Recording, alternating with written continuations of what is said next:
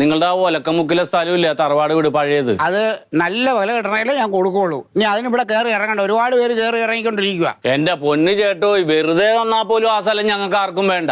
ആ വീട് ഇടിഞ്ഞു പൊളിഞ്ഞ് അവിടെ മുഴുവൻ കാടും പടലും പിടിച്ചിട്ട് ഇഴജന്തുക്കളാണ്. അതെ, അത് പൊളിച്ചു പണിയാത്തതെന്ന് പറഞ്ഞാൽ എന്റെ അച്ഛനെ പ്രസവിച്ച വീടാ അത്. അതങ്ങനെ പൊളിക്കാൻ പറ്റില്ല. എന്റെ അച്ഛനും അച്ഛൻ്റെ അച്ഛനും പിതൃക്കളും ആത്മാക്കളും എല്ലാവരും അവിടെ വസിക്കുന്ന സ്ഥലമാണ്. ഇയാൾ എന്ത് മെനകെട്ട വർത്താനം പറയണ? നിങ്ങളുടെ അച്ഛൻ ജനിച്ചാണെന്ന് പറഞ്ഞാൽ അയൽവക്കക്കാർക്ക് താമസിക്കണ്ടേ? അയൽവക്കക്കാർക്ക് എന്ത് ബുദ്ധിമുട്ടുണ്ടായി? എന്റെ ചേട്ട അവിടെ പാമ്പും പഴുതാരും ഇഴജന്തുക്കളും എന്റെ അച്ഛനെ പാമ്പ് കടിച്ചത് അവിടുന്ന്.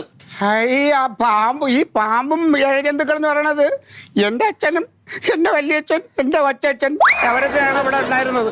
അവരുടെ ആത്മാക്കളാണ് ആ പറഞ്ഞത്. ഒരു പണി, ആ ആത്മാക്കളെയൊക്കെ എടുത്ത് ആ മുണ്ടിന്റെ ഇടയിലോട്ട് വെക്ക്. നീ സംസാരിക്കുമ്പോ സൂക്ഷിച്ച് സംസാരിക്കും. നിന്റെ അച്ഛന് വകതരില്ലാത്തതിന് നിന്റെ അച്ഛൻ എന്തിനാ എന്റെ പറമ്പിൽ കയറിയത്? നിന്റെ അച്ഛൻ എന്തിനാ എന്റെ പറമ്പിൽ കയറി എന്ത് കക്കാൻ കയറി അത് പറ.